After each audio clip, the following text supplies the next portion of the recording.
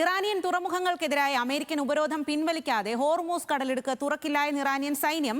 പിന്നാലെ ഹോർമൂസ് കടലിടുക്ക് കടന്ന 2 ടാങ്കറുകൾക്ക് നേരെ IRGC വെടിയുതിർത്തതായി UK maritime trade agency report ചെയ്തു. ഇതിനിടെ ഇറാനിൽ നിന്ന് 2 ദിവസത്തിനകം ശുഭകരമായ വാർത്തയുണ്ടാകുമെന്ന് US പ്രസിഡന്റ് ഡൊണാൾഡ് ട്രംപ് പറഞ്ഞു. അടുത്ത ആഴ്ചയുടെ തുടക്കത്തിൽ സമാധാന ചർച്ചകൾ തുടരുമെന്നാണ് സൂചന.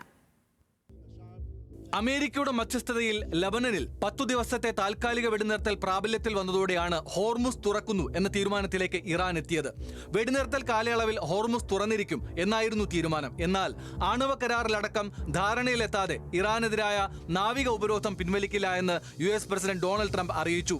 ഇത് വെടിനിർത്തൽ ലംഘനമാണെന്നും അമേരിക്കയുടേത് കടൽ കൊള്ളയാണെന്നും ആരോപിച്ച ഇറാൻ ഹോർമുസിലെ സൈനിക നിയന്ത്രണം പുനഃസ്ഥാപിച്ചു.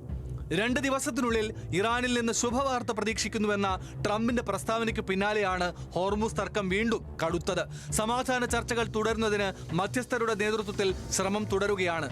3 ദിവസത്തെ പശ്ചിമേഷ്യൻ സന്ദർശനത്തിനു ശേഷം പാക് പ്രധാനമന്ത്രി ഷഹബാസ് ഷരീഫും ഇറാൻ സന്ദർശനത്തിനു ശേഷം സൈനിക മേധാവി അസീം മുനീറും പാകിസ്ഥാനിൽ തിരികെ എത്തി.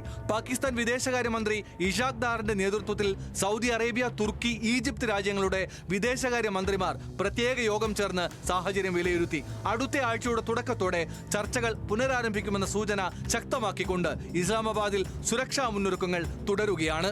ഇതിനിടെ ഒരു തരത്തിലുമുള്ള പണമിടപാടില്ലാതെ ഇറാന്റെ യുറേനിയം ശേഖരം അമേരിക്കയ്ക്ക് ലഭിക്കുമെന്ന ട്രംപിന്റെ പ്രസ്താവനയെ ഇറാൻ തള്ളി. അമേരിക്കൻ ബാങ്കുകളിലുള്ള ഇറാന്റെ മരവിപ്പിച്ച $20 ബില്യൺ വിട്ടു നൽകുന്നതിന് പകരമായി യുറേനിയം കൈമാറുന്നതിനെ കുറിച്ച് ചർച്ചകൾ നടക്കുന്നു എന്നായിരുന്നു ആക്സിയോസിന്റെ അടക്കം റിപ്പോർട്ട്. 1 മണിക്കൂറിനുള്ളിൽ 7 നുണകൾ എന്ന് ഹോർമൂസിനെയും യുറേനിയത്തെയും സംബന്ധിച്ച ട്രംപിന്റെ പ്രസ്താവനകളെ ഇറാൻ പാർലമെന്റ് സ്പീക്കർ മുഹമ്മദ് ഖലീബാഫ് പരിഹസിച്ചു. നിയന്ത്രണം പുനഃസ്ഥാപിച്ചതോടെ ഹോർമൂസിലൂടെ കടന്നുപോകുന്ന കപ്പലുകൾക്കും ടാങ്കറുകൾക്കും IRGC റേഡിയോ മുന്നറിയിപ്പ് നൽകുന്നതായാണ് റിപ്പോർട്ട്. ഇറാന്റെ അനുവാദമില്ലാതെ കടലിടുക്ക് കടക്കരുത് എന്നാണ് നിർദ്ദേശം. മുന്നറിയിപ്പ് നിലനിൽക്കെ ഹോർമൂസ് കടക്കാൻ ശ്രമിച്ച ടാങ്കറിൽ ഒമാൻ തീരത്ത് വെച്ച് വെടിവയ്പുണ്ടായി എന്ന് UK മാരിടൈം ട്രേഡ് ഏജൻസി അറിയിച്ചു. മറ്റ് 2 ചരക്കു കപ്പലുകളും IRGCയുടെ ആക്രമണം റിപ്പോർട്ട് ചെയ്തിട്ടുണ്ട്. International desk, news Malayalam.